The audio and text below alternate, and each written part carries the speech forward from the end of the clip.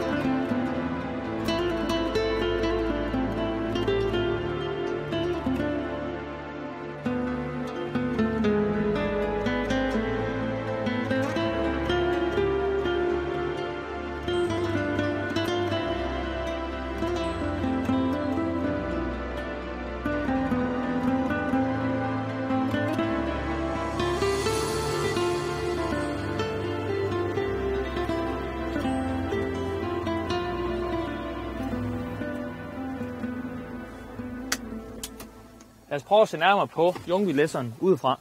Det første, der slår en, det er inde i udstillingsforholdene. De er rigtig, rigtig gode. Nogle gode, store, brede trin, og man kan nærmest løbe op i kabinen, og det så nok også, jeg gjorde i starten. Hele maskinen, den oser af detaljer. En af de rigtig gode detaljer, det er dørlukningen. Nemmere kan det ikke gøres. Der er rigtig gode adgangsforhold, når vi skal ind og kigge på vores motor på Ljungby-læsseren. 2 sideplader i hver side åbner flot op, og en bagpå. Og en rigtig god detalje, det er, der er LED-arbejdslygter, der tænder automatisk. Og så har vi rigtig god udsyn, når vi skal ind og kigge til vores motor. Motoren den leveres fra Arco Power, og det er en 6-cylinder 6,6 liters motor, der yder 205 heste. Og 205 heste på en 15 tons sked, det er faktisk forholdsvis meget. Og det har vi også oplevet, når vi kører her i en sandgrav. Der er slet ingen problemer med at fylde skoven. Det, der faktisk er problem, det er vægten. Man kan sige, at de dæk, vi kører på her, de er nok ikke helt optimale til det her løse forhold. Vi skulle måske have haft en dæk på med nogle traktormønster, og måske fylde vand i alle 4 hjul, for at vi kunne stå ved. Fordi hjulen de banker altså bare rundt på gummigeden. Den er slet ingen problemer effektmæssigt. Og for det skal være løgn, så kan man faktisk få en 300 hestes motor i den 15 tons sked her, og en forstærket transmission. Og jeg fristes nærmest til at sige til kun 125.000 kroner ekstra. Her om bag på læsemaskinen, der er der let adgang ind til vores køler, og selve køleren den er faktisk reverserbar. Her der fylder vi også diesel, og vi fylder AdBlue på maskinen. Det er sådan, at motoren overholder de nye Tier 4F-krav, og det gør den ved at tilsætte AdBlue til udstillingsgassen. Og her der kommer faktisk det første minus på læsseren. Den er fyldt med detaljer, og her der kunne nogen godt gå lidt mere ud i detaljen.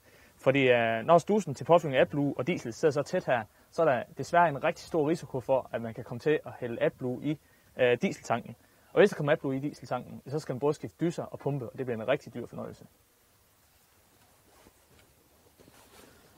Og åbner den sidste sideplade op på Ljungby-læsseren, så kan vi blandt andet komme ind og kontrollere vores motorolie.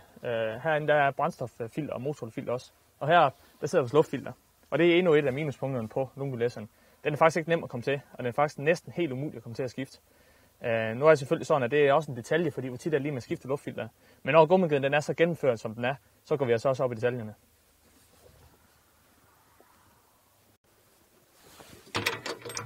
Under sidepladen her, der har vi let adgang til vores batterier. Og det gør det endnu lettere, at batterien kan skubbes herud, så er der god adgang til kontrol. Og her bagved, der sidder der en elektrisk pumpe, der kan sørge for at få pumpet motorolie til og fra motoren. Det er rigtig smart, så vi skal have nogle oliebakker ind under maskinen. Heroppe, der har vi adgang til blandt andet vores sprintervæske. Sprintervæske den er også flot ført frem her og svinges lem ud, og det er let at komme til at fylde op. Armen på Ljungby-læsseren, det er parallelføringsarm med 2 stempler i begge sider. Og det leveres faktisk på alle Ljungby-læsser fra 9 til 30 tons. Og det gør også udelukkende den grund, at mange Ljungby-læsser de bliver brugt i industrien, hvor det bliver købt pallegafler. Og så er det her alt andet lige bedre end Z-kinematik. Det går ikke ud over brydekraften, det er i hvert fald ikke oplevet, når vi kører her i sandgraven. En rigtig smart ting på Ljungby-armen, det er, at skoven kan gå over vinkelret. Og det betyder, at stopklodsen her, de er flyttet forholdsvis langt tilbage. I undrer måske over, når jeg ser på klippen, at det er som om, jeg ikke rigtig kan tømme skovlen. Men det skyldes altså, at den skovl, vi kører med her, ikke helt passer til gummigeden. Det forhold kan godt gøres lidt bedre.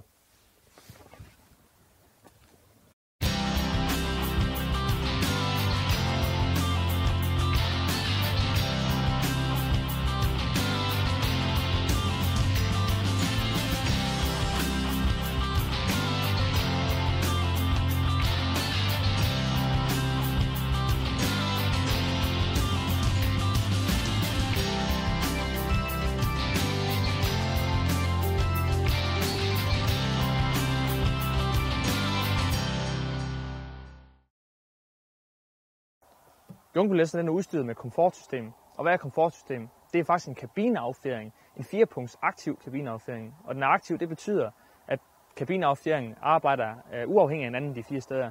Det er oliestempler, der sidder og sørger for, at føreren altid er i fuld komfortkontrol.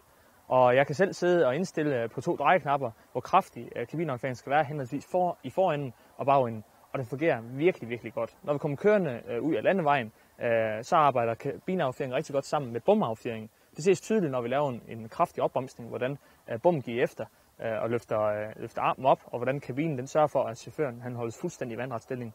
Det er faktisk sådan, at jeg har oplevet, at når jeg kører med kabineaffjedring på 100%, så bliver jeg en smule søsyg. Det viser faktisk, at kabineaffjedringen er rigtig, rigtig god. Jeg finder, at den er rigtig, rigtig god, når jeg kører på cirka 50%. Lad os gå ind og kigge på førerkomforten i lungebygeden, men inden vi går ind, så kan vi lige se her, at under sidepladen her, der har vi faktisk let adgang til kontrol og påfyldning af olie til konverteren. Det sidder de her i knækledet, og selve knækledet, det er faktisk også ret unikt på Jungfrulæsseren, for den drejer med hele 45 grader drejevinkel. Mange øvrige læsser på markedet den her størrelse, de drejer cirka med 37 grader, og det kan virkelig mærkes, når man kører med læsseren.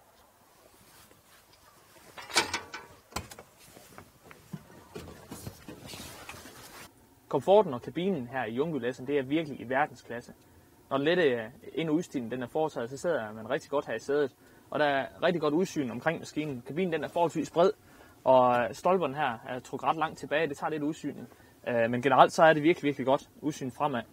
Tilbage, det kunne også ønske mig lidt bedre udsyn, men det er faktisk sådan her over i siden, der har jeg en terminal, som viser mig udsyn hele vejen rundt om kabinen. Det er nemlig sådan, at på den læser vi er afsted med her i dag, der er der ekstra monteret 4 kameraer. Et kamera frem, et kamera bagud og et til hver side. Og de bliver lagt sammen i et kamerabillede, og det betyder, at jeg har fuld kontrol om, hvad der sker hele vejen rundt om maskinen. Og så er der selvfølgelig også et bakkamera. Der er rigtig mange opbevaringsrum rundt omkring i kabinen. Her foran rattet sidder der en, der sidder en til venstre for rattet og til højre for rattet. Generelt så er udstrålet der rigtig mange detaljer her i kabinen, og en rigtig god detalje, det er pedalerne nede i bunden. Der kan man elektrisk stille vinklen på pedalerne, hvis det ikke helt passer til chaufføren. Det har jeg aldrig set før. Det er virkelig smart. Kørebilledet i terminalen her, det viser de forskellige omdrejninger, motoromdrejninger og tankniveauer. Og når vi går ind i menu herinde, så har vi en række muligheder for at sætte gummigeden op til de indstillinger, vi ønsker. Herinde i kabineaffjedringen, der kan vi eksempelvis gå ind og sætte lige nøjagtigt, hvordan kabineaffjedringen skal stå. Hvis vi går tilbage og går herover, så har vi faktisk mulighed for at sætte vores transmission i 3 forskellige niveauer. Vi har også mulighed for at gå ind og begrænse gummigeden, så den ikke går op i 5. gear. Den kan nemt rende 50 i 5. gear. Og så har vi faktisk mulighed for en genvej, der sidder på armlænet ind til vores vægt. Når vi kommer herind i vægten, så er der god mulighed for at følge med på vægten, både på forvogn og på hænger. Og vi kan tydeligt se tallene herover, hvor meget vi læser på. Det er rigtig, rigtig smart, at der er mulighed for sådan en integreret vægt her i køreterminalen.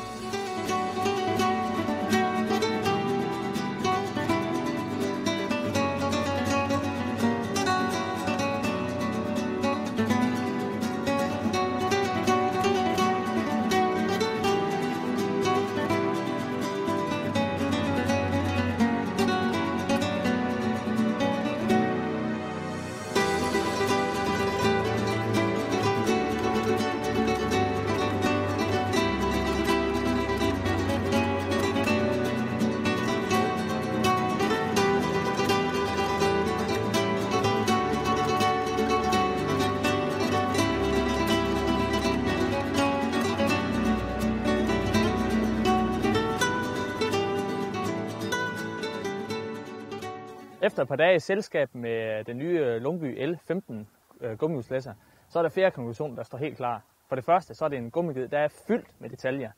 Bare det her med, at man kan lukke døren på en knap, når du sidder inde i sædet.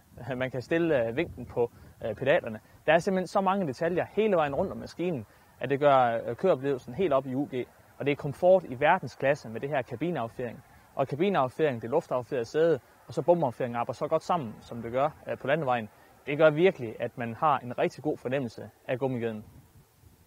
Prisen på gummihjulslæsseren er måske også lidt derefter, fordi som maskinen står her bag mig, ja, så koster den 1,7 millioner. Standardprisen for den 15 tons Lungby, den starter på 1,5, men med det udstyr, vi kører med i dag, så er vi helt oppe på 1,7. Man skal selvfølgelig også tage for øje, at der er rigtig meget udstyr på maskinen, og hvis du sætter tilsvarende udstyr på en konkurrerende maskine, kan det måske også være, at den kommer op i nærheden. Men jeg synes, det er ganske imponerende at tænke på, at Lungby er sådan en forholdsvis lille maskinproducent af gummihjulslæsser, og så kan de levere maskiner i den her særklasse. Det er virkelig en rigtig god køreoplevelse. Når maskinen er så gennemført, som den er, så går vi også i detaljerne og ser, hvad vi kan finde på maskinen. Og noget af det, vi har fundet, det er blandt andet luftfilter, som godt kunne være lidt bedre placeret. Det er selvfølgelig at gå op i de små ting, fordi så tit skal man ikke skifte luftfilter. Men en ting, der straks er lidt værre, det er påfyldning af AdBlue og diesel. Ingeniørbranchen er ikke så vant til at håndtere AdBlue, og jeg er desværre bange for, at der godt kan blive nogle problemer, hvor AdBlue bliver hældt i brændstoftanken. Man kan sige, at nogle steder så vil AdBlue-pistoler først give AdBlue, når magnetfeltet bliver aktiveret. Men mange steder der har jeg set dem bruge nogle håbløse plastikdunke med AdBlue, og så har vi altså pludselig et problem. Effekten i gummihjulslæsseren, den fejler bestemt ingenting. Som I nok kan se, når jeg kører læsser her, så mangler jeg faktisk noget mere vægt for at kunne overføre den her effekt til jorden. Dækkene, maskinen står på, er måske heller ikke helt optimalt til de forhold, vi kører i. Vi skulle nok have haft nogle traktormønstre dæk på, og noget mere vægt på læsseren, så vil køreoplevelsen virkelig være god. De 4 kameraer, der sidder på maskinen, er naturligvis ekstra udstyr, men det giver altså en rigtig god oplevelse, at du kan se det hele fra en terminal inde i kabinen. Bakkameraet bliver også flittigt brugt, og jeg vil faktisk sige, at når du kigger bagud i bagruden, så er det lidt en skuffende oplevelse, man ser, fordi maskinen er faktisk ret stor bagtil. Dog så skal det fremhæves, at skærmkasserne er ført rigtig langt ned, og man kan faktisk se bagenden af gummigeden, når man kigger skråt tilbage. Men lige bagud, der er udsynet begrænset.